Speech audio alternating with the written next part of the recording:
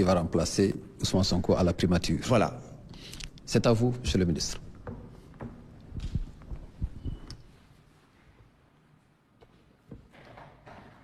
Mesdames et Messieurs,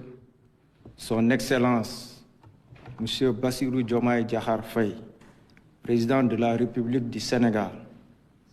gardien de la Constitution, garant du fonctionnement régulier des institutions et de la continuité de l'État, a nommé par décret numéro 2026-1129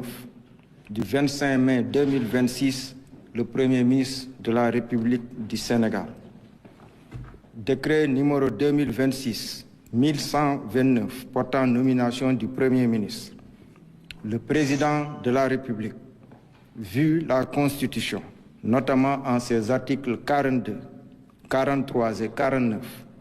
décrète, article 1er, M. Ahmadou Al-Aminou Mohamed Lo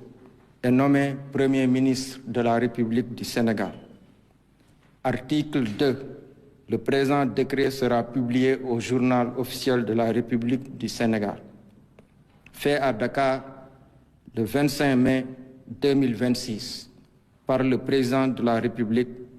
Bassirou Diomaye Diakhar Faye. Monsieur Ahmadou Al-Aminou Mohamed Lo, ancien secrétaire général de la BCEAO, ancien ministre secrétaire général du gouvernement, actuel ministre d'État, ministre auprès du président de la République chargé du suivi, du pilotage et de l'évaluation de l'agenda national de transformation, a été choisi par le chef de l'État pour sa compétence, sa connaissance profonde du pays, son expérience des arcanes économiques et financiers, son engagement et surtout sa loyauté. Dans un contexte national et international inédit, marqué par des défis sécuritaires d'envergure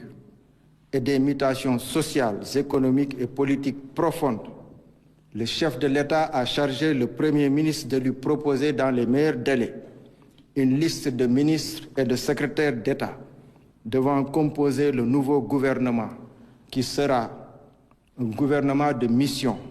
un gouvernement d'action et de résultats au service de la République. Selon le chef de l'État, cette phase cruciale de la vie de notre pays doit se déployer dans la lettre et dans l'esprit du projet inclusif et collectif pour un Sénégal souverain, juste, prospère et solidaire, ancré dans ses valeurs fortes. Cela conformément à la vision Sénégal 2050 incarnée par l'agenda national de transformation. Monsieur le Premier ministre, nous vous adressons nos chaleureuses félicitations. pour mbokk yi dama bëgg li may njëkke mooy sant yàlla ci xéewal yi ma defal di sant président de la République Bassirou Diomaye Diakhar Faye pour kóolute gi nga xam ne moom la def ci sama man mii depuis ñu teg ko ci kanamu réew mi def na ma fi ministre secrétaire général du gouvernement defaat ma ministre d'État bi nga xam ne moo yore li ñuy wax agenda national de transformation mooy gis-gisam bi mu gis pour nu ñuy soppee Sénégal ñaar fukki at ak juróom yi di ñëw kóolute googu nag coppaangol ga mooy tey nii bi ma defee ma nekk njiitum jëwriñu réew mi di premier ministre aw sas la waaye sas la woo xam ne dama koo jàppe ne loo xam ne sas woo war a jàpp ndax man sasama sa nekk li nga xam ne moo nekk ci sama biir liggéey ndax sas woowu maa ngi ko jëlee ci yar gin ma yare ci sama biir kër maa ngi ko jëlee tam ci école bi nga xam ne muy Prytanée militaire de Saint-Louis nga xam ne ñoom seen bàkk lan la mooy wut xam-xam pour mën a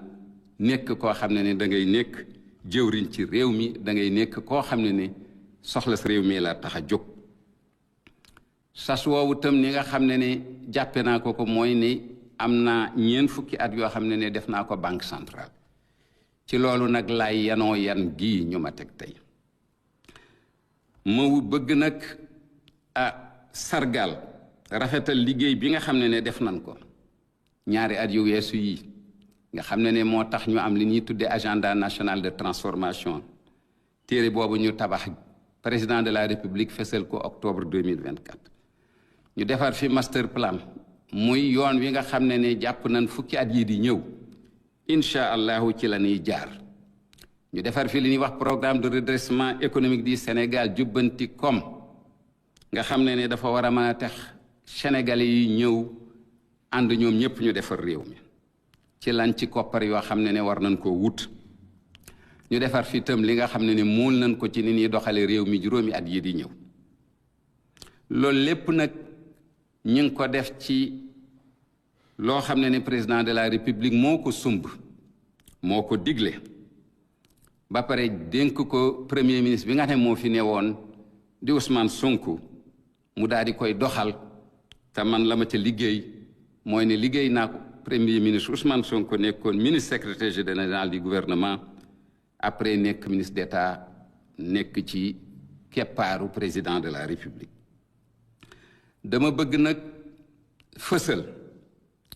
li nga xam ne président de la république solo mu yanu pour ne sas la boo xam ne def na ko boppam mooy ñi nga xam ne danoo dogu woon ci Sénégal démocratie dox fi nga xam ne am na ñoo xam ne dem nañ ba ñàkk ci seen bakkan rawatina alternance bu mujj bii 2024 président de la république nee na ci lépp lu muy yor ci réew mi loolu du jóg mukk ci xelam sas bii ñu ma jox nag danaa ko door nga xam ne danaa wéeru ci réalisation jëf yoo xam ne yu fës la yu gouvernement bi doxal ci ndigalu président de la république te waxoon naa ko léegi muy vision 2050 lenn tam reddition des comptes mooy ne ngal waay képp koo xam ne tooñ nga réew mi wala def nga lu warul danañ ko defanteeg yow ci awale ko ci yoon te loolu yàgg na tam leneen ak yeneen yoo xam ne ay lu fës la ci koo xam ne bëgg nga